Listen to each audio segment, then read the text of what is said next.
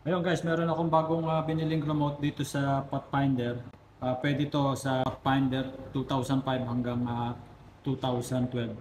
I-lock lang natin tong pintuan natin sa lock position. Tapos dito sa saksakan ng susi, ipasok natin yung susi. Ilabas-pasok natin mga 6 to 7 times.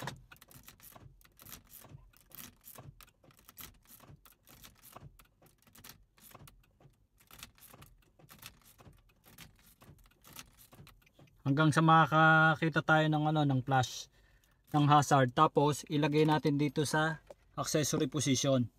Pindutin lang natin tong any button dito hanggang sa makita natin yung flash. Ayun guys, nag-flash. Ibig sabihin naka program na tong bago nating remote. So tatanggalin ko tong susi. Tapos buksan natin tong pintuan. Sara uli natin. Tapos pagganahin natin yung remote kung gagana. So ayun guys, gumana yung ating remote. So nagbukas siya.